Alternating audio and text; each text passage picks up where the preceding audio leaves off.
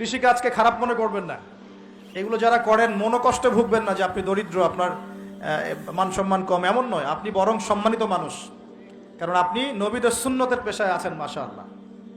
এই পৃথিবীতে সর্বপ্রথম কৃষিকাজ করেছেন কোন নবী জানেন? আদম আলাইহিস সালাম। আর এমন কোন নবী নাই আল্লাহ পাকের যে নবী কৃষিকাজ এবং পশুপালন করেন নাই। এমন কোন নবী নাই যিনি কৃষিকাজ পশুপালন করেন নাই। এটা নবীদের সুন্নত। কারণ নবীদেরকে মানুষকে সঠিক পথে আনতে হয়।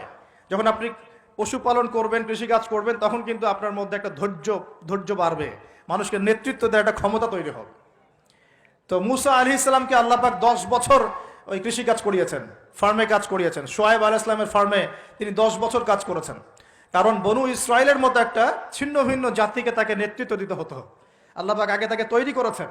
আল্লাহ বলেছেন ওয়াসতানাতুকা লিনাফসি, আমি নিজের জন্য তোমাকে তৈরি করেছি আগে।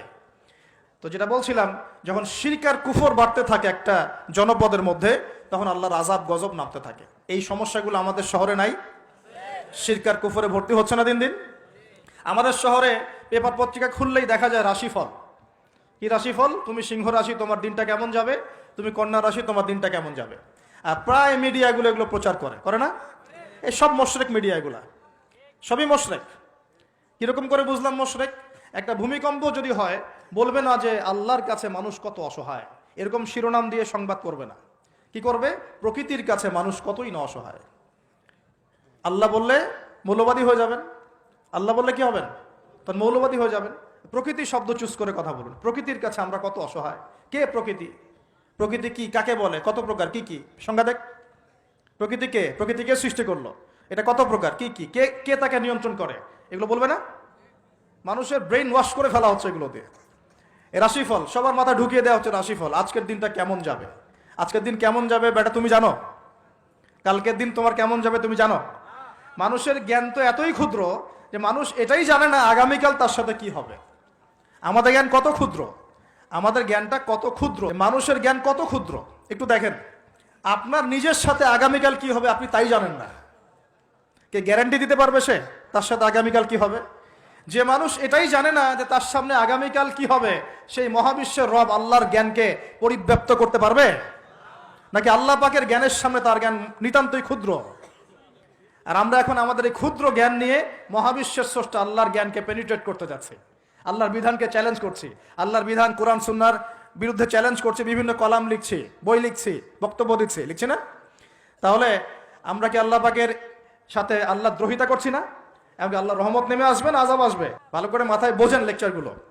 তারপরে আসেন, এই রাশিফল কি শিরক না কুফর না ঈমান, কোনটা? এগুলো শিরক না? ঢাকা শহরের অলি গলিতে এখন দেখা যায় আংটি বিক্রেতা বিভিন্ন আংটি বিক্রি করছে এবং তাকে রোগ ভালো হওয়ার গ্যারান্টি প্রদান করছে। এভাবে রোগ ভালো হয়? আংটি পরেছেন, যদি ওর উপর বিশ্বাস স্থাপন হয় যে এই আমার রোগ ভালো করবে, তাহলে শিরক হবে না ঈমান থাকবে না চলে যাবে? কি হবে? কল্যাণ অকল্যাণের মালিককে, রোগ দেওয়া ভালো করার মালিককে। এখন বলতে পারেন তাহলে কি চিকিৎসা করব না? অবশ্যই চিকিৎসা করবেন। কেন চিকিৎসা করবেন? কারণ আমাদের নবীজি বলেছেন আল্লাহ এমন কোন রোগ নাজিল করেন নাই যার শেফাও নাজিল করেন নাই। আল্লাহ পাক এমন কোন রোগ নাজিল করেন নাই যার চিকিৎসা আল্লাহ নাজিল করেন নাই। মানে প্রতিটা রোগেরই চিকিৎসা আছে, অতএব চিকিৎসা করবেন। কিন্তু একটা জড় বস্তু আপনার রোগ ভালো করতে পারবে? কেউ কেউ টিয়া পাখি নিয়ে রাস্তায় ঘাটে বসে আছে ঢাকা শহরে, এগুলো চলতে ফিরতে দেখতে পারবেন আপনি। একটু ফিলোসফার হন, চোখ দিয়ে দেখেন। ফিলোসফি খারাপ জিনিস না। ফিলোসফি মানে দর্শন, আপনাকে ভেতর থেকে দেখতে শেখাবে। আর ভেতর থেকে দেখতে না পারলে বাহ্যিক চোখ দিয়ে দেখলে সবকিছু বুঝতে পারবেন না। আল্লাহ পাক আমাদের সবার হৃদয়ের চোখটা খুলে দিন, বলি আমিন।